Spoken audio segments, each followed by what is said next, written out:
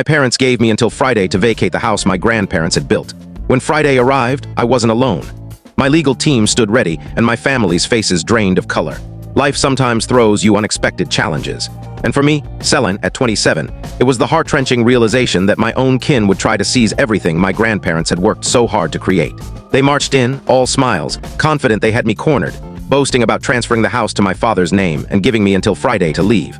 But their smug expressions turned to shock and disbelief when they returned with a moving truck and saw who was waiting on my porch. That moment was truly unforgettable, and honestly, they had it coming.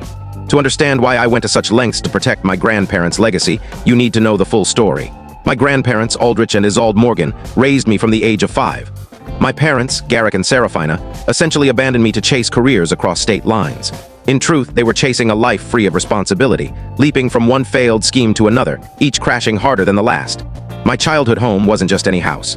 It was a magnificent Victorian in a historic Boston neighborhood. This mansion had been in my grandfather's family for 3 generations, part of a larger estate that included other valuable properties and investments worth about $3 million. A tidy sum, right? But to me, that house was simply home. It's where I learned the true meaning of family.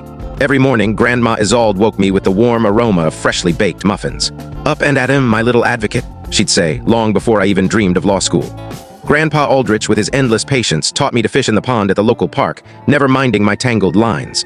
Evenings were spent in the library, each of us lost in our books, occasionally sharing a passage that sparked our curiosity. Those quiet moments, those small interactions, meant the world to me. From them, I learned the values that shaped my life: integrity, diligence, and duty. Grandpa used to say, "Your word is your promise, Selin. Break it, and you lose something money can't buy." Grandma, meanwhile, stressed education and self-reliance.